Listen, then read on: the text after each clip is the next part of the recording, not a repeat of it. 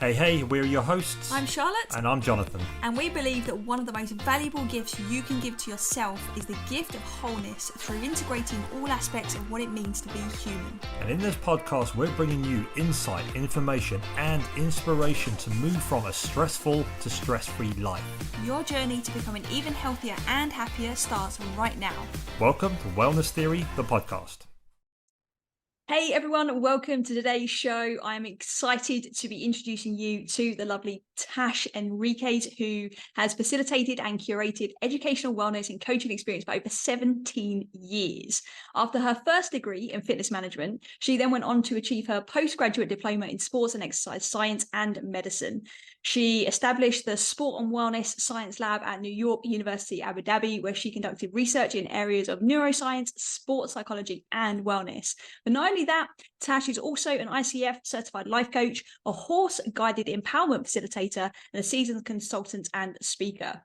She runs her own business, which is called Creative Coaching, and is on a mission to empower individuals through education on physiological principles, mindset shifts, and self-empowerment, helping them discover their unique happiness frequency and improve their lifestyles. Welcome to the show, Tash. How are you?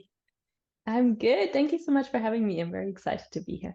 I'm very excited for you to be here because we've got to talk about. And first of all, congratulations on the launch of your book. There's so much work that goes into writing a book, so congratulations on that. There it is. Beautiful. I love it so much. It's so vibrant. I really love that. Yes. Listen, this is the first time our audience is hearing from you. So let's kick off the conversation, if you could, by just telling us a little bit about you and your personal journey and what's actually led you here for us having this conversation today.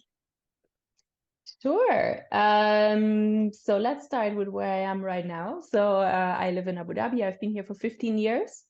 My little family is my son, who is 5, and my dog and my cat. You might hear my dog later on. Let's see. If there's another dog walking outside, then you might hear her. I love working in Abu Dhabi. I really enjoy that environment here. That's all about change, all about growth. There's so many opportunities. But yeah, as I said, that willingness to change and to try new methods of enhancing not just your performance, but also your well-being, the understanding of how connected that all is. I find that very unique. It's obviously something that not many people might expect from a Middle Eastern country, and yet here we are having exactly that. And I know, Charlotte, we were talking about this before. So yeah. So what led me on my path? So my background is in sports science. My first degree was in fitness management. And what led me to do that was actually an injury that I occurred when I was only 20, I think. Yes, 20. So my first career path was to become a dancer. And in preparation for the second year dance exam, I then injured myself, starting with shin splints, which is an inflammatory disease along the shins, from repetitive jumping. And fast forward a few months, I was in horrible pain. I had then learned that I also had a stress fracture in my lower back, which I wasn't aware of before. And I was miserable. I mean, I was 20 years old when it all started. I was in chronic pain. I couldn't walk fast without having pain in my shins. But then the back really started kicking in, and then it got even worse. I couldn't stand up without assistance very often. I had issues with my hips as well. So it was all nicely complex. And what I got was a lot of diagnosis by doctors, such as fusion surgery of the vertebrae and the lower spine. I was told that I would definitely need an artificial hip joint before I turned 30, and a whole range. So that lasted for about 2-3 years, I think. Again, this is with chronic pain, and it's such a young age, you know, where you want to feel like you are at the height of your physical strength and power, and the world is your oyster. And there I was feeling pretty much the opposite. And then I was visiting my mom And I met an old school friend of mine who has always been a bodybuilder. He actually had his little home built gym in his basement, and he took me there. You know, he saw I could hardly walk. It was, as far as I remember, it was really the lowest I went, because just going by train to where my mother lived was like a 5-hour train journey, meant that after I was pretty much not able to move. So he took me into this little basement gym and put me on the leg press. So for those of you who don't know it, it's basically a machine where you push your legs out or you push yourself out, and you can really load quite a lot of weight onto a leg press, as he did. And I thought he was crazy, right? I could hardly walk, and there he is loading up this thing. And but with even that first session, of course, that was nowhere near the cure of my pain. But in this first session, I realized how that would be the answer to my problems eventually. So that's how I got into fitness. And I always focused on rehabilitative training. I think, you know, having to rehabilitate myself, I learned so much. And I think I'm quite good at recognizing what a body needs, what a physical body needs. So how did I end up with life coaching and making the transition is during my time working at NYU, I had a very new challenge, which was that we didn't charge people for personal training sessions. So something that I had noticed before, which is that it is quite difficult for people to create that intrinsic motivation to stick to a program. You know, that's often linked to the monetary value that people have to actually be willing to spend. And if that's removed as well, there's really not much left, right? There's no urge. No, there is no urge, which there should be, right? So I got really frustrated because I often felt that I was my client's biggest cheerleader and supporter, and I'm standing there like, you can do this, you need to do this. This is, you know, this is so important. But I wasn't really able to do that, no matter how hard I tried. So this is where I thought, okay, maybe life coaching is going to be a helpful tool. And then when I started life coaching, so the method in which I trained in is called brain-based coaching by the Neuroscience Institute. And I loved it because it just got me to understand how the brain is really trained like the human body as well. So everything I had learned before in sports science and exercise science is transferable to everything, but most things are transferable to coaching the mind. You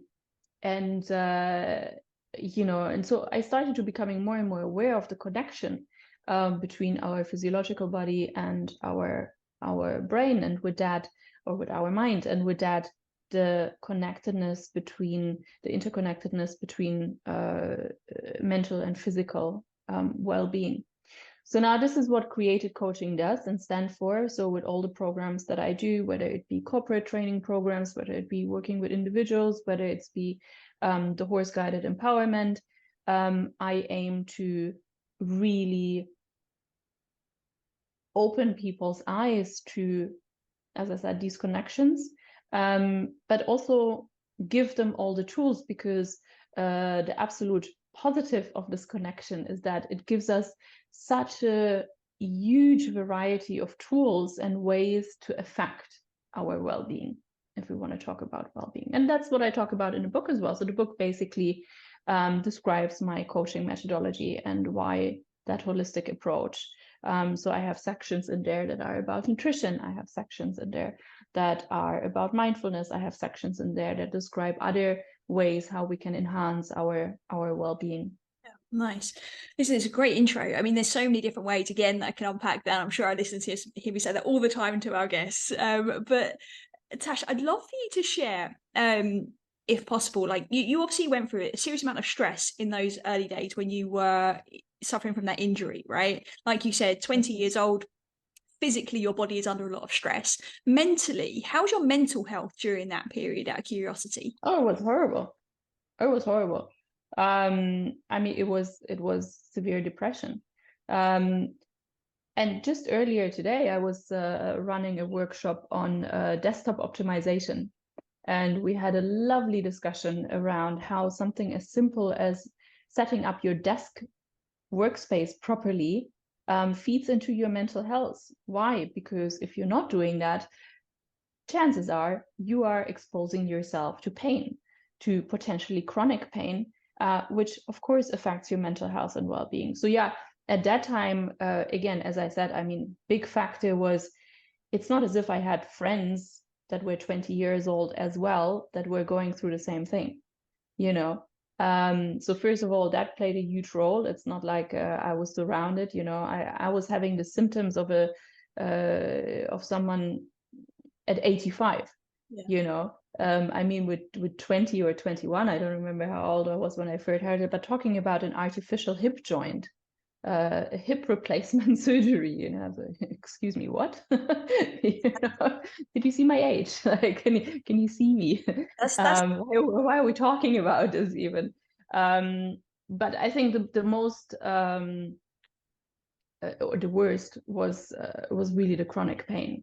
You know, chronic pain just grinds at you. It's no matter how high your pain tolerance, no matter how resilient you are, there's only so much you can do when you are in pain, you know. And the funny thing is that you know, since then, so after this, so once I rehabilitated myself, I went and I was like, this is what I want to work in, right? And I started that first degree, which, as I said, was in fitness management. And during that time, I had the most amazing teachers, and you know, really was learning so much. I would almost argue more than I did in my master's. And the reason why I'm smiling is because back then, so sports science really started to do, or to release a lot of studies and research. I would say from 2010, 2015, there was like the height of that. But I did my training from 2004 to 2006. So back then, a lot of it is what we know as, you know, the bro science. So it was the dudes that were throwing weight plates around in the gyms, and from their experience they came to conclusions. And I had one professor that was exactly one of these dudes. I mean, he was an ex-bodybuilder, and so everything he told us back then, he taught us back then, I repeated during my master's, but now scientifically proven and validated, which was quite interesting. Anyway, sorry, I lost track there for a second. So that's really interesting, right? Because there's so much information out there at the best of times, and especially now, right? There's so many people with opinions rather than actual science to back things up. And you know, I know some things can, you know, almost go against the norm even when it comes to science, but on the whole, you know, we need to make sure that the things that we're learning and understanding, particularly when it comes to stress relief and the body and the mind, is that it's coming from credible sources. So I'd love for you to share, Tash, if you wouldn't mind, a bit more information in and around that mind-body connection. Like, what was the progress you saw, not just through your education, but also through your own journey, and what you kind of maybe did think about mind-body connection versus to maybe what you know now? I think probably the same. You know, even now when I was writing my book, there were a lot of things that I researched that came up where I was like, oh, that's so interesting, and that makes intuitive sense, but we've forgotten about it. I mean, I think a lot when it comes to wellness and to mindfulness, you know, we're now looking back at very ancient practices and sciences, and we're now starting to scientifically research them and validate them. And let me be clear here, sports science is very difficult because we always work with quite low numbers. You know, so we don't have large sample sizes, and the reason being is that it's very difficult to find a group of people that you can use for your research that fulfill the same criteria. So, you need to find people that have the same age, the same background in terms of the same training background, the same or similar injury history, similar lifestyles, because the moment you change any of these patterns, nutrition, stress levels, talking about that, you know, the moment you change one of these parameters, it very easily then becomes a bit deflected. And people then also need to commit to participate in a study. And this is where it gets a bit difficult, because when it comes to sports science, wellness, all of that, we cannot really research over a short period of time. So this is why also this field of research is quite new and science is quite new. So with that being said, you know, we're now looking at yoga, we're now looking at breathing techniques, we're now looking at all of these kind of things. And what you said is very true. We want to have credible sources. However, I also think people do need to trust their own gut instinct a little bit more and go with what is common sense, you know, what might be best practice, and also look at history. You know, if something's been around for a very long time, then it's probably valid. So one of the things when I was saying, you know, when I was writing the book, one of the things that I thought was so interesting is that humming and singing and chanting strengthens the vagus nerve. This is something, sorry, so the vagus nerve, maybe we should explain that at this point. So the vagus nerve helps us to switch between our parasympathetic nervous system and the sympathetic nervous system, which is the parasympathetic being our relaxed state of mind, and the sympathetic nervous system being our fight or flight response when we're stressed. So we're in there. So the vagus nerve helps us to switch between one and the other. So strengthening the vagus nerve is something quite important. This is something very well used in yoga. There's specific postures that are meant to strengthen the vagus nerve. There's certain breathing types that are meant to get us easier into the parasympathetic state, which is when we have a longer exhalation compared to the inhalation. But then it's also chanting and humming. And I remember that I had learned that in my yoga teacher training, but I've kind of forgotten about it. And then as I was thinking about it, you know, it's so interesting how chanting, singing, humming is a practice that's around in so many different cultures around the world. So obviously we have the singing in the Christian churches.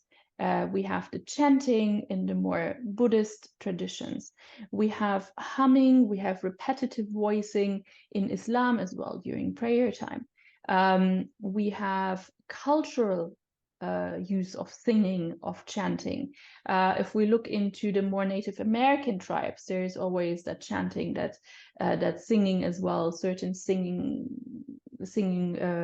rituals for special occasions. So we really find that throughout the world, no matter what religious or cultural background. And that's, I find, such a fascinating example of humans having used a technique to calm themselves down since the beginning of times. Yeah. But it's something that we're not actually consciously aware of. And we have so many of these things, you know, and we're just leading lives now where we're so disconnected from our roots. We're so disconnected from our ancient knowledge. And yes, now there's that hype of, oh, it needs to be scientifically verified. Whereas it's like, well, you might also just, you know, take up a history book and see how people cured certain diseases or certain symptoms thousands of years ago. And chances are you're actually going to find quite useful and valid information in there. Exactly. And it's so funny you say that, because like one of the things we always talk about here on this podcast is know yourself, try something. You know what helps you feel good most of the time, right? It's usually not the practice that's the issue. It's usually that connection between mind and body, that you're on the same page to be able to actually move forward. I know you talk a lot about mind-body connection in your book, but before we dive kind of maybe deeper into the book, your book is titled The Happiness Frequency. What is the happiness frequency? Give us some context. So the context was I started to have a workshop series 2 years ago, I think. And a place where I always ended up was creating the hormonal foundation for physical and mental health and well-being.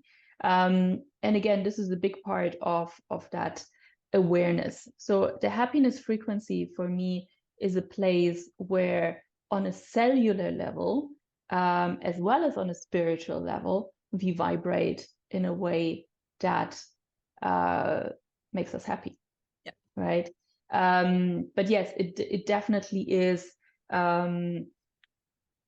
a physiological foundation as well. So the subtitle of the book is Your Blueprint for Mental and Physical Well-Being.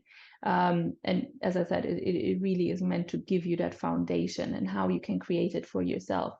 But I absolutely agree with what you said, try it for yourself, but also being aware that not everything is going to work for you. It has to fit into your lifestyle. It has to fit your likes and dislikes. For example, if you were to find out that turmeric is really good for you because you have a lot of inflammation in your body, but now you hate the taste of turmeric. Yeah. Then eating turmeric every single day is going to add stress to your life. It's not going to do anything for you. And stress is going to increase your toxicity level. It's going to increase your inflammation. Exactly. Sorry, go on. Yeah. So if you absolutely hate meditation, and now you're forcing yourself to do it, it's just not going to work. So you can have the most amazing tool. If you don't like it, that's fine. Because the good news is there's always more than one way and even more than 5 ways in achieving a certain result. Because as you're saying, it just has to fit you. It has to be right for you. I think there's a big problem out there from a lot of the people that we speak to, a lot of people in our community, even the listeners to this podcast, can sometimes experience that almost like toxic side of health and well-being, where it's like, can't wake up at 5 and do breast work and an ice bath, then there's something wrong with you. And it's actually what that then does is it starts to create or draw upon this sense of shame, right? And shame is one of the lowest vibrational emotions that exist. So I love that you're combining this information with the sense of frequency and vibration. If anybody's curious to learn more about that, obviously go and check out Dr. David Hawkins' work in and around vibration.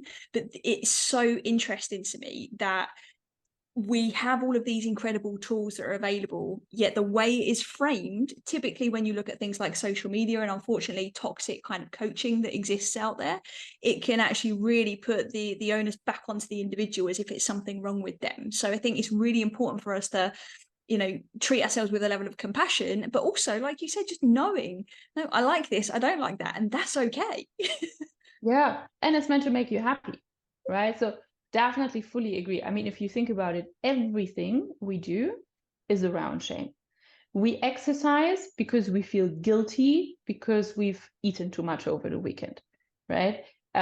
We like, even as you said, we punish ourselves with mindfulness rather than nurturing ourselves with mindfulness.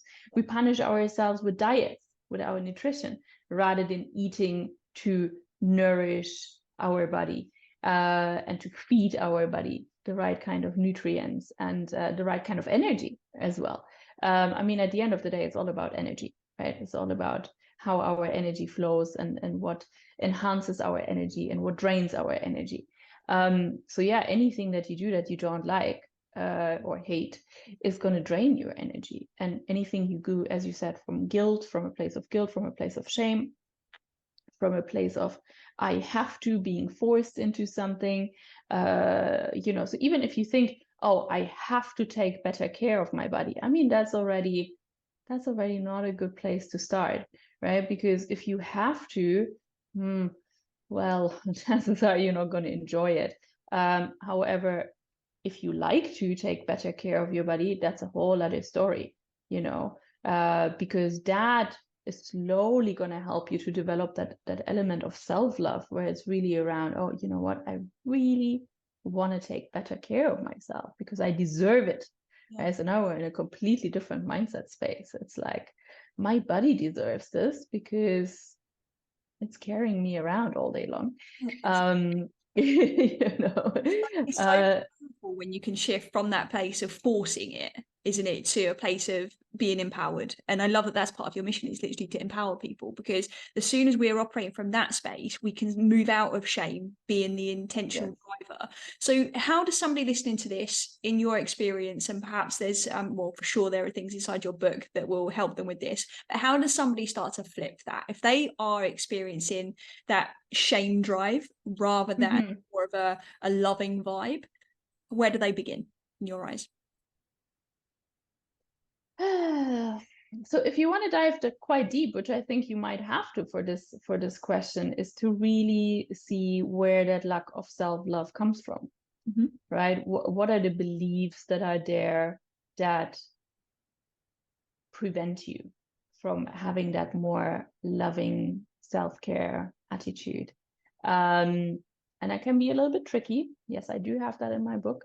I do talk about paradigms. I do talk about, our self-beliefs that can absolutely hinder us to do a lot of things. I call them the little trolls. They're around shame, they're around punishment, they're around feeling not good enough, not worthy, worthlessness. And we do need to know where they come from, simply because quite often they belong way back in our past. They don't belong into our present moment. So we can remind ourselves where we are and, what kind of attitude we should have right now by simply listing our achievements, by simply listing the great things our bodies are doing for ourselves, the great things we have achieved as a whole. And then I think it's going back to these small steps, right? I feel like a lot of people jump into extremes. So we already said, whatever you do, it has to fit. It has to fit you. It has to fit into your life. It has to fit your likes and dislikes. It has to just click and connect. So it has to make intuitive sense. It has to be enjoyable. Always. If it's not enjoyable, you're not going to do it. And if you're going to do it, then you're stressed again. So we don't want to have that. And then small and simple steps. Lots of people, New Year's resolutions, best example. I don't know if you also worked prolonged periods of time in a gym, right? Where you could see what's happening in a gym. So I always find it fascinating. So obviously January, busiest time of the year. Woo, everybody's pumped, going for the New Year's resolution. And then so I focused in rehab training, okay? So I wasn't really busy in January, but come mid-end of February, boof, everybody is knocking on my door and going oh, I'm having these aches, I'm having these pains. It's like, oh, well, no kidding. Or people would just start having their colds and flus because their immune system was running really low because they were overtraining for this whole time. So we don't just do that with fitness, but again, I like to always give that fitness example because it makes a lot of intuitive sense to most people. So most people, when they start running, they don't think oh, I'm going to run twice a week for 10 minutes. I've never heard anyone say that. That would be the best. Yeah, exactly. I'm going to run every single day for at least half an hour. Yeah. That's not going to happen if you haven't run regularly before, right? So twice a week for 10 minutes would be a very sensible approach in the beginning. And then you slowly, gradually build it up. But nobody does that. So we go into extreme. We do the same with diets, okay? So, dieting is one of my favorite things to talk about because, again, I find it so fascinating how people have never taken the time to learn the basics of a healthy, well-balanced nutrition. Yep. Don't understand the ins and outs of your macros, your micros, and how it actually not just affects your weight, because that's really the least thing we should worry about. We should worry about our energy levels. We should worry about our health, our immune system, our gut health, our mental health. We should worry about all these things, but we don't. We just worry about losing 5 kg on the scale ASAP, which is why we then, without knowing the basics, jump into extremes. And we go for our keto diet, and we go for intermittent fasting, or we go for intermittent vegan keto. It's also great. We go for all these kind of things. Are you going to lose your 5 kg on the scale? If you're sticking to it, probably, because, super restrictive. Are you going to have a social life? And no. Are you going to enjoy it? Probably not. Is it going to add a lot of stress to your life by having to be so focused on how many carbs, how much protein, how much fat? Where are you going to get that from? Yes, going to be stressful. So is it going to be sustainable? No. And then what happens? You're going to plateau because your stress levels are so high, your cortisol levels are so high, which then causes you to keep the fat, and your body is fighting against the way you're eating, and it's all just turning out to be a mess. But again, this is what we do. We punish ourselves with the way we eat. We jump into extremes, and the same as you said with meditation as well. Oh, I'm gonna be super happy this year. I'm gonna live a happier life. I'm gonna change my life around. I'm gonna do it. So I'm gonna get up every day at 4:30 because that's what the old yogis used to do before sunrise. I'm gonna get my meditation practice in. I'm gonna do this, that before my workday even started, and I'm gonna do that every single day from now until I die. Yeah. Listen, I hear you on this, and I think everybody's guilty of this at some point in their life. I definitely am, 100%. I'm very much this all or nothing mentality. But the difference is, to go back to kind of the question was how does somebody flip that, right? From coming from a place of almost like doing it from a place of shame, or I'm not feeling like I'm enough, and that was it for me. And then flipping that on its head. What I really love is that you said you've got to look into that past stuff. You've got to look into those beliefs, which is absolutely necessary. But also, like you've said, is look at the extremes. There's going to be clues there.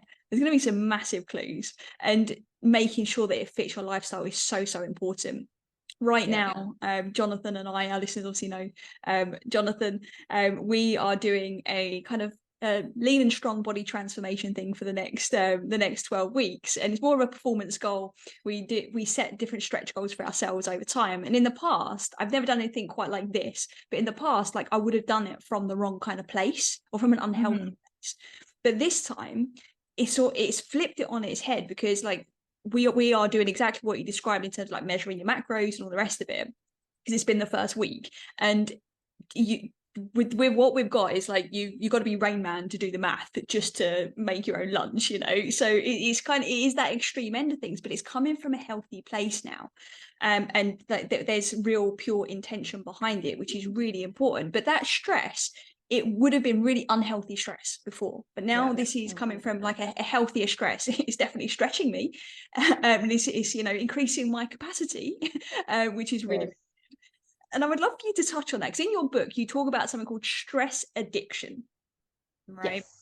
So can you explain what that means and how our listeners can maybe recognize it and break free from that kind of addiction? Yes. But first of all, I actually have all the formulas that you want in my book. Amazing. I know that you know all of that, but I just wanted to say I'm not against counting your food, measuring your food. I think that's a very valid exercise, and I actually do really have that in my book. As I said, you have all the formulas in there. I don't know if you can see it. And the reason why I put it in there, because it's about making informed decisions.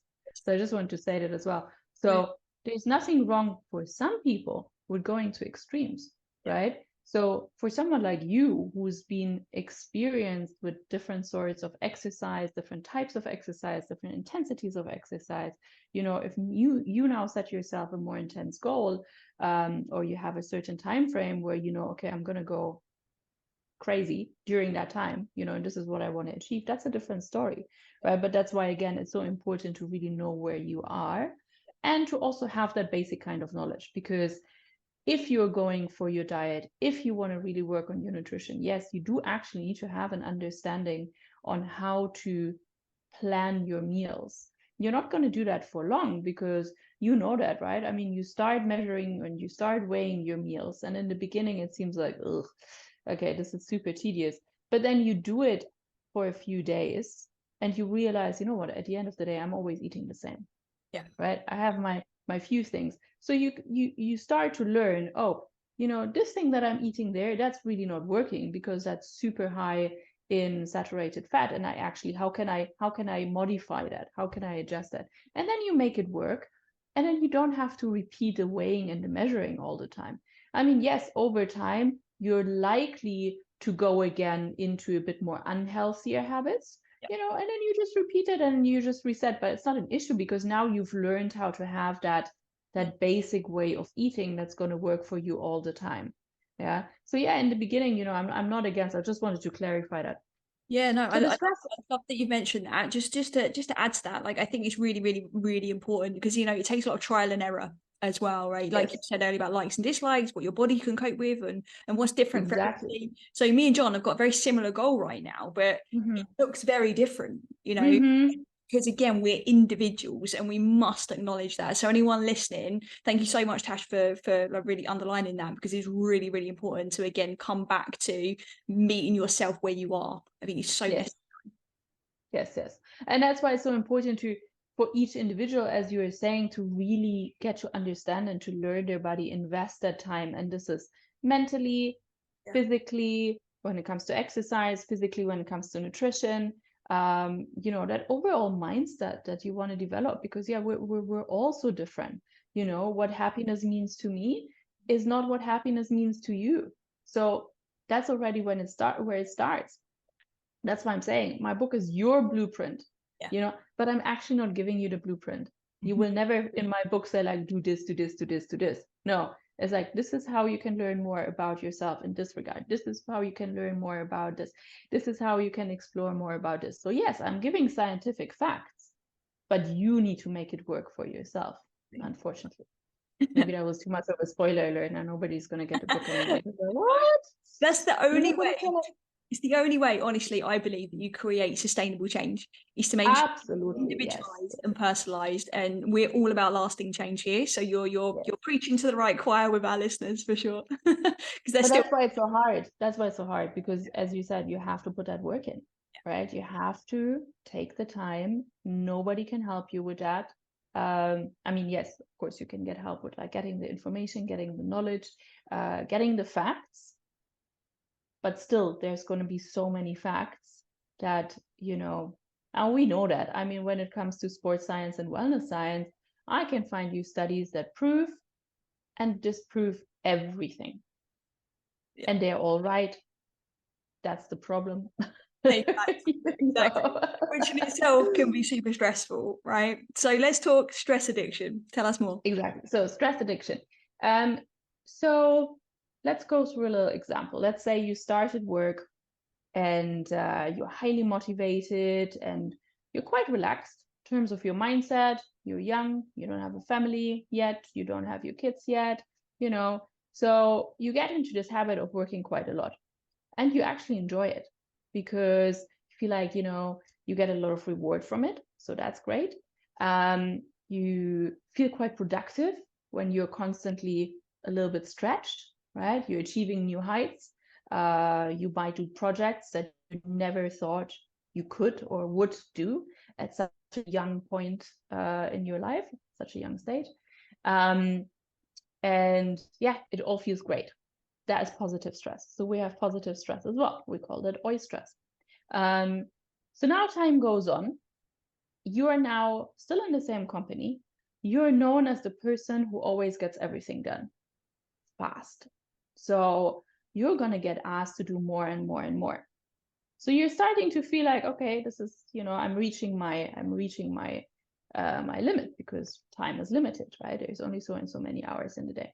At the same time, you're now also starting to have a family. You're maybe starting to have children. So there's other pressures and other stressors that you have in your private life. It's not just work anymore that you have. So the stress is starting to build up. Slowly it's switching. Slowly you're going into what we call de-stress. So not a negative stress, not a positive stress. The problem is also that you didn't have a time to decompress in between, because you might go on vacation, but then on vacation, by the time you're actually physiologically out of your stress zone, you're back to work.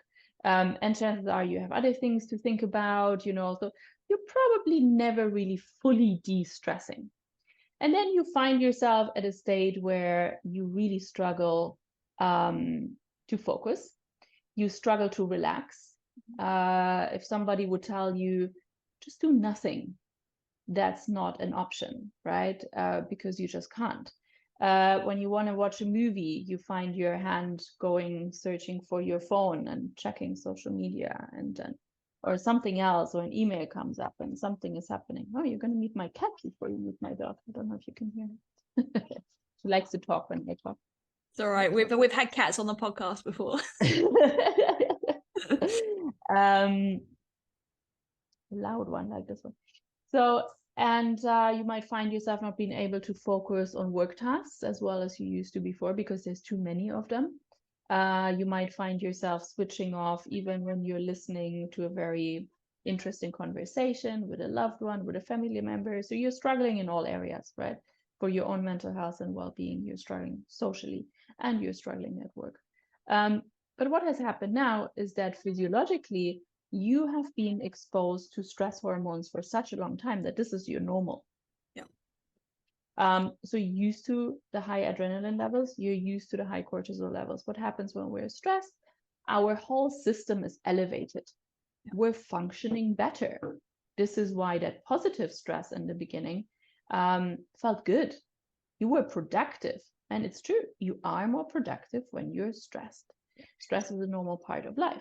But what we should have, I already mentioned, is these decompression times where your body is able to recover and where your body is able to experience all of our relaxing hormones, all of our wellness hormones, so to say. But if you never had that, or you haven't had it for a very long time, you don't even know what that feels like. So relaxation for a lot of people can actually feel uncomfortable in the beginning because they might feel like you have the book behind you, The Burnout Epidemic. They will probably feel the full extent of their burnout when they are relaxed. Yeah. Because this is when your body might be able to decompress and let go of all of that. Yeah. You're very likely after a prolonged period of stress to fall into a temporary depression. Yeah. That's okay. Or we don't talk about it. We don't talk about depression being okay at certain times. The feelings of depression, the lethargy, the inability to do something, the need to withdraw from anything and anyone, the need to do nothing and the inability to do something. But these are healthy symptoms of recovering from prolonged periods of stress. Now, if you're not aware of that, the moment you start dipping into these sensations, you're going to completely panic and you're going to go back to where you were before, which is to your normal stress level. Because that, even so you might be aware and you might already have symptoms of discomfort, that is still more comfortable than these unknown feelings of relaxation. Yeah. That is so interesting, the way you've described that. Like, you basically just like mirrored back a period of my life to me and to the listeners as well. When I first met Jonathan, I was one of these people that I couldn't sit still. I was like, he's fantastic at doing nothing. And he's like, I said, right, so what are we going to do? What are we going to do? He's like, nothing. And I'm like, that's not even an option. And anyway, as time, the more work that I then started to do, I realized exactly that. I was hooked, and I'd been hooked on stress hormones since a child, and I didn't realize that until I got to I've been for a couple of burnouts. Burnout shows up very differently depending on what type it is, but one period of burnout for me was exactly like you described. It was like it shifted from this negative form of stress. I'd figured that part out. I'd figured out like the unresolved emotion and the beliefs and past experiences. I'd done a lot of work there, and I started to move into this place of feeling really liberated and really empowered, and I was just in my stride. I felt really, really good. Stress got more and more and more, and not necessarily in a bad way. Stress, it wasn't like I was in a toxic environment or anything like that. It was actually, no, it was just like the pressure that I would put on myself to then strive more and more and more. And this is what I find with a lot of high performers as well, is that we get to this point where it's like, it's all well and good until it's not. And then Mm-hmm. oh, it was funny. A friend of mine actually said to me, she's like, because I was like, what's happening? Like, what is going on? I didn't understand. And she was like, maybe you're actually at a point in your life where everything's okay now. Like it's and when now you've stopped. She's like, this is I what love good it. feels like. And I'm like, what? Like, and it What do like, you mean? like I didn't realize. So I love how you just described that, because it's so on point. And I think it's really necessary to be able to identify where you are in those different stages. Yes, Particularly that it's very normal to have those peaks and absolutely. drops. And I think also, and again, I can also absolutely relate. So what happened to me when I started that first training, I was describing fitness management, I felt physically better. So I was studying, and I think it was a good 8 hours a day. And then I was starting to work in a gym. And I had already from before, I was waitressing as well to make money. So, my educational training did cost money, and I had to pay my rent. And suddenly I was starting to have symptoms of high blood pressure. And again, I was still quite young back then. I had no idea. I mean, at that point, I didn't feel stressed at all, because I think I was under so much stress from the pain before. So being able to do all these kind of things, I mean, mentally, I was fully in the positive stress. I was like, I can do this. I can actually do things, So there was no mental stress for me at all. But I suddenly had these physical symptoms, and I was like, what is going on? Right. And then a friend as well sat me down and was like, so how much are you working? Like if we put study in there as well. And I ended up with like 70 to 80 hours every week. And I've been doing that for 1 year, 1.5 years at that time, and I was like, okay. And then also working as a waitress, so over the weekend I would have shifts and I would work until late at night, and so obviously, quite a recipe for super stress back then.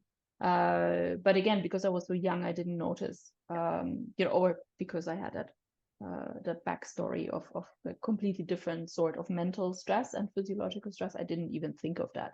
Yeah. I really did not occur to me that I may be doing too much, that's maybe not gonna go on forever like that. And what I wanted to say as well, I think now this is obviously quite or relatively easy to understand, but then I think what's something really important to keep in mind is that everyone is so different. And this is something for me personally, it took me a long time to understand. I struggled for the longest time with balance, because I always thought, I need to have balance in each and every day.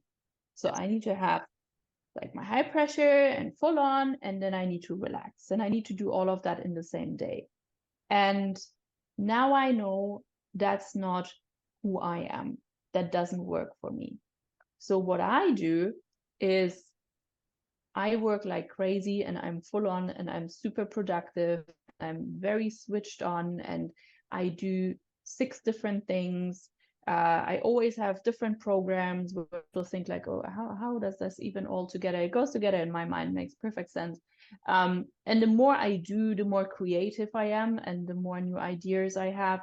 And I love that. And I've learned not to limit myself in these phases, but to then try and have times where I really don't do anything. And I'm not enjoying it, because I'm enjoying the times where I don't do anything, but it's still very challenging for me to then get back into work time again. Yeah. So that switch for me is still difficult. It will probably always be difficult. I don't know. The only thing I do, and that has made a huge difference, that I love my ice baths, so that's something that I do. But I think even more important is regular breathing and meditation practices, and that's something that I've become very consistent with. For me, meditation is mostly manifestations, and mostly having that moment for myself where I just really engage with my dreams, with my hopes, with my aspirations. So one could argue, okay, that's still being switched on, and yes, it is. But again, it's something that everybody has to figure out for themselves. And I think this is something that is really not talked about a lot, is that what can that balance? We talk about stress and we talk about de-stressing, but we don't really talk about the long-term management of one's high energy versus low energy / downtime can look like, because that can look so many different ways. For some people it's like full on during the week and then I do nothing during the weekend. That works for some people. For some people it's like every day, I work that amount of time, I come home, I do nothing. For some people it's like, I don't know, 4 week on, 1 week off. For me it's more like 3-4 months on, 2-3-4 weeks off. It's finding that rhythm, isn't it? And I think everybody's got their own rhythm. That, again, like we said earlier, we've got to, at some point just take a little look and observe ourselves and see what does that rhythm look like. It's like you said, the meditation, the style of meditation that you do, to others it might feel like you're still on, but if it triggers that state where you're able to relax and recuperate, and your nervous system is feeling that and is very aware that now we're not in a heightened positive stress state or even negative stress state, we're actually in a place of peace or harmony. And I always say, like, it's really important to maybe strive for more what harmony feels like rather than balance, only because of the connotations that appear with balance. And it's so different for everyone. Like taking a walk outside or playing with your dog, like you said, there's so many different things, but I think it's really important to be aware of what it is you do when you are having the downtime, because very often a lot of people think they're having downtime, but what that's really doing is putting more stress onto the body. So back in the day when I was younger, I thought my downtime was when I would go out drinking at the weekend with my friends. But actually that drinking was creating so much stress in my system that I was exhausted by the time Monday come around again. Of course. So, and we do this all the time. And typically here in the UAE, for expats, it's, alcohol is still definitely a thing. But, for other people, it is food. It's the type of fuel. Or high intensity exercise even. Yes, we've talked about that often on the podcast. We think it's something that's helping us let out all of this extra energy, and more often than not, because of the lack of awareness of what our bodies need, we're actually making an already strained system even more strained, aren't we? Yeah, still is neurological stress. I also want to say, with the stress and what we're talking about, burnout and feeling all these feelings. I mean, a lot of people know this phenomenon, have experienced that phenomenon of the moment it's your vacation, you're getting sick. You're getting that cold, you're getting that flu, you're getting something, right? And it happens to a lot of people. And it's exactly the same on a physiological level. And I was talking about mentally, this is when your body finally gets to relax. So it's off. Yeah. And that's where we get sick and we get ill. But yeah, what you were saying about balance or harmony, I mean, I think whatever it is, it's just being aware that there's different cycle options. So it can be a microcycle, it can be a macrocycle. Some people like the macrocycle, some people like the microcycle, So it's still obviously making sure that the stress that you experience during that cycle stays positive stress. I think this is what I do with my type of meditation or mindfulness practice, is I know that I'm still stressed during these times. If I would just talk physiologically and mentally, there is stress. But the mindfulness helps me keep it in a positive stress range. And yes, I do that for quite long periods of time, which is why then my recovery has to be also for quite prolonged periods of time. And it is risky what I do, because, for example, last year, and we talked about that, I didn't get the break that I thought I would get, and kind of went straight into the next very long, stressful period. And there I was feeling like I just worked 7 months straight through, which I basically did. But But yeah, That's as you said, it's a tricky one to manage, isn't it, sometimes? And it, like, one of the things that helps for me is still meditation, but it is more of a sensational meditation. It brings me back to my body. We spoke obviously at the very start of this conversation about mind-body connection. And for me, when I'm in that heightened stress, go mode, whether it's unhealthy or healthy, I end up spending a lot of time in my mind, essentially. Obviously, this is, very superficial, assuming the mind is different from the body, but when I feel there's a disconnect between my mind and body, that's when I know that I need to rein it in. And that's almost like my cue to say, okay, Charlotte, what needs to happen now? What do I need? Do I need to go and have a day at the pool? Do I need to go and meditate? Do I need to go for a walk? Do I need to read a good book? Like, what is it that I actually need? Yeah. And it's knowing, I guess, what those clues are, right? Because stress leaves clues. So how does somebody, in your eyes, and you've touched upon a few things there already, how does somebody break that addiction to stress? Well, awareness is the first thing, right? Being honest with oneself and acknowledging, right, I think this is where I am at. Then being aware that relaxation will probably feel uncomfortable in the beginning. It will not feel good, and that's okay. And you still have to go through it. But again, if we don't acknowledge that fact, then you're just going to go back to where you were before. So acknowledging the fact, yes, you're there, being aware what it may feel like, and that might not be comfortable, and that you will very likely be less productive during that time. You might, again, want to withdraw. Just had a conversation as well earlier about, someone was telling me, oh, I need to go back to my social life, and I need to go back to this and this and this, and I need to go back doing this. I used to be this kind of person. I was like, yeah, but so here's the thing, you're not anymore, so going back, in my opinion, is a very good thing. What worked for you before might most probably not work for you anymore. So even once you're after that recovery period, what you're doing then might still be different to what you used to do before. But definitely in the recovery period, relaxation is going to look different to what you've done before, or might. So then it's again awareness. What do I need right now? What do I actually want right now? What feels good? What is my body telling me? That mind-body connection. What is my body telling me? What is my mind telling me? What do we really want to do? It's okay if you don't want to go out with your friends. It's okay if you don't want to socialize.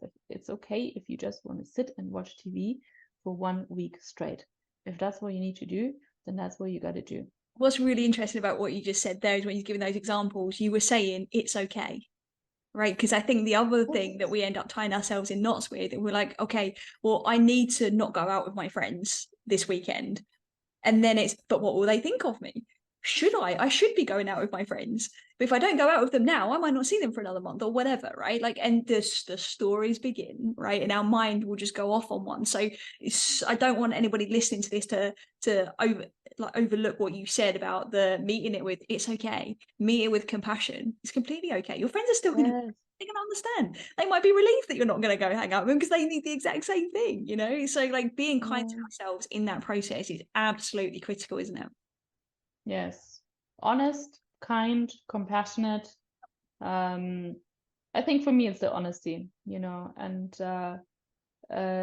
also keeping the bigger picture in mind. Why are you doing that? If the recovery is not feeling great, why are you doing that? Because this is where you were before, and this is not going to be sustainable for much longer. So, and then sticking to it. But again, we're coming to that, element of self-love and really acknowledging that you're worth it. You're worth taking that break. You deserve to take that break. You need to take that break. But again, that's your bigger purpose, right? That's your why. Why are you doing that? Why do you need to do that right now? Why can't it not wait? So prioritizing yourself, prioritizing your own recovery, because we're talking about stress addiction. So yes, it is a recovery, right? And with any other addiction, the recovery from stress addiction has to come from within yourself. Yeah. Any kind of addictive behavior, the only person who can make the right choices and who can really create a change is the person themselves. So that's also important to know, because maybe it's not you who are addicted to stress. Maybe it's a friend or a loved one. Yeah, you can tell them as much as you want, relax, take a break. Yeah. If they're not ready, it's not going to work. Exactly. I found one of the best things that people can do when a loved one is going through some form of stress addiction or even burnout is to just lead by example. I think often the example that you set can plant a much deeper seed than any words you ever speak.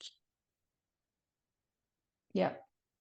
No, I agree. And also, maybe also saying, hey, I'm there for you, Of course. Yeah. but you need to tell me how. You lead the way, right? But just know that I'm there for you, I support you. And yeah, the rest really has to come from each individual. For sure. So Tash, there's two other things I really want to ask you about that are in your book. One, you talk about this concept of like building the happiness muscle. And secondly, you talk about the 3-month bucket list. So I'd love for you to perhaps dive into those two things before we wrap up today's conversation. So building your happiness muscle really builds on what we're just discussing about. So once you have overcome that, or you've gotten your body out of all of these stress hormones, just because you've done that doesn't actually mean that you have the ability to experience happiness just yet. Because you might not know anymore what that feels like. And you were actually talking about it earlier. So your friend saying, maybe everything is just okay right now. Everything, yeah, like, it's all good. Just be happy, and you're like, what? Don't know what that feels like. So it's that, yeah. So relearning to experience happiness, relearning to notice the small things. So there we talk a little bit about being present in the moment as well. And there's another thing, and I think it's under training your happiness muscle. It's creating pockets of happiness. So the pockets of happiness exercise is very simple. You find something that makes you happy. And if happy is too big a word in the beginning, that's fine. We can go with content as well. So something that makes you content. Let's say listening to your favorite song. Yeah. And you then practice that. So this is how you train your happiness muscle. So you set yourself a timer or an alarm, and 3 times a day you train your happiness muscle by listening to your favorite song, and you're just content. Life is good right now. Listening to my favorite song, and you practice that. It's going to be really hard in the beginning. So now you might think this sounds a bit stupid and silly, but try being content, not even saying happy, but just try being content for the duration of your song, which is around 3 minutes, right? Most songs are around 3 minutes, 3 to 4 minutes. Really difficult, because if you're used to overthinking stuff, worrying about things. A lot of us are worriers, right? So we haven't actually talked about worrying, but worrying is a big one, isn't it? When it comes to stress. So yeah, try getting into the habit of just being content for 3 minutes. It's really hard in the beginning. It is a practice. So, but this is how we train our happiness muscle, because you can't expect yourself to now go out. And a lot of people will say that when it comes to coaching, I can't experience happiness anymore. No matter what, it's not doing anything. I'm not excited about anything. I'm not happy about anything. I'm not feeling the feelings anymore. It's like I'm numb. How do I get my mojo back? It's like nothing is worth it anymore. It's like, what's the point? Yeah. And that's obviously not a statement we like to hear as life coaches, right? Because this is danger zone. So finding that purpose is super, super important. But again, it comes with a practice. Happiness is a practice, like anything else, like brushing your teeth, right? At some point, somebody told you it's important that you brush your teeth twice a day, because otherwise that and that and that is going to happen. It's the same with happiness, especially if we haven't done it for a long time. If you haven't been happy for a long time, how are you expecting yourself to just do it? You need to practice it. You need to slowly build it up. So that's creating the pockets of happiness. That's the theory around training your happiness muscle. And again, I just love bringing examples from fitness because it makes total sense. It's the same thing. Do the rep. Because whether we exercise or whether we train our mind to either be sharper and brighter and more productive or to be happier, it's always the same formula. Start small, but be consistent, right? It doesn't matter. It doesn't matter how much you stretch yourself. Yeah. So you want to challenge yourself a little bit, but not too much. And you just want to be consistent. And less is very often more. So same with the happiness muscle. But again, we're going to extremes, right? Oh, so now I'm not stressed anymore. So now I'm going to be happy. Yeah, exactly. It's that jumping from guilt, fear, and shame to wanting to be joyful and living this enlightened, liberated life. There's steps in between, and I think that often gets overlooked. So I'm so happy. And no one is always happy as well, right? I mean, that's the other thing where people then think like, oh, to be happy, that means to be a happy, content, relaxed person. That's what we want to be. Okay, we need to do that all the time. No, you're still going to be unhappy. You're still going to be unhappy. You're still going to be sad. Unfortunately, life is still going to throw stuff at you and you'll have to deal with it. Yeah. And you will deal with it. But it's about our ability to actually feel the feelings and not let them take us all the way somewhere. And being, again, mindful and aware. There's so much control that we have. But we kind of assume that happiness is something that's just going to be thrown at us or it isn't. Yeah. Right? Yeah. So we're in that very passive attitude where it's always about, oh, I need to do this or I need to do that. So. I'm so glad that you mentioned that because it's sometimes really common to hear people say, well, this person can be happy and they're happy all the time. Actually, nobody is happy all the time. Like you said, emotions are fleeting. And if you've got somebody in your life that you think is just this jazz hands, happy, joyful person all day, every day, chances are there's actually probably something deeper going on with that individual. And, there is such thing as toxic positivity as well that can actually be masking, other things that somebody's experiencing, and not because they are in the wrong in any way, just because sometimes it's just they don't know any better. So it's sometimes really important just to have that awareness about other people as well. The other thing you ask about the 3 months bucket list, so that's actually a really quick one. This is simply about having a 3 months bucket list rather than pushing ourselves too far to, again, and we touched on this now so many times today, rather than thinking we're going to do something forever and we're going for extremes. So the 3 months bucket list is something about, I'm going to try this for the next 3 months. I'm going to be consistent, but I'm going to explore how this fits. And if that works or if it rather doesn't work for us. So that's something great that we can do. Yeah, so it's as I said, it's a very quick one. It's quite intuitive, really. As I said, we were talking about not expecting ourselves to do something forever, and so that's just a nice playful way of sitting down, putting a few things on paper, talking about, okay, what would I like to try? And maybe you are going to put down, I want to get up at 4:30 every day, but don't expect that you're going to do it and then fail. And it helps us to frame the context as well if you're trying something new, because yes, sometimes you might have something that you really want to do and that can work for you, but it's about being consistent with it, getting into the habit of it. So I feel like by having three months, that's like more achievable for us than saying, oh, I'm going to do that for such and such and such amount of time. I'm going to do that forever. Exactly. I really like that time frame of like 3 months as well, because I think sometimes high performers and overachievers can bite off a little bit more than we can chew. So that knowing that 3 months, great. And if you want to then continue it, fantastic, and keep on going. But it's giving yourself permission that actually, okay, at this 3 month mark, we're going to pause, we're going to review, we're going to see, we're going to check in. Yes. So important. Brilliant. But also 3 months is long enough to still get results, even if you're not sticking to it religiously. Yeah. So that's also important. So it's not like, sometimes we say it takes 21 days or 3 weeks to create a habit.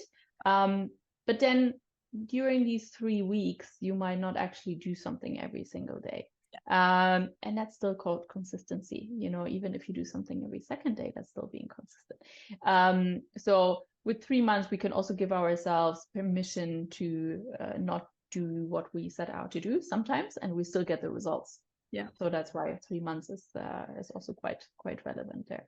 Perfect. Amazing. Tash, listen, thank you so much for your time today. It's been great to have you on the show and to have this conversation with you.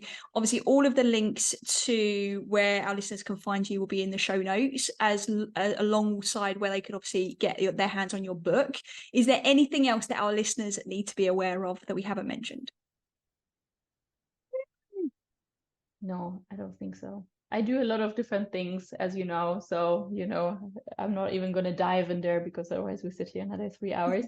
Exactly. Well, but everywhere on your links that we'll provide will help people to come and dig a little bit deeper as well. And everybody that is based here in Abu Dhabi or even in Dubai, just watch this space for potentially some more events coming from Tash as well.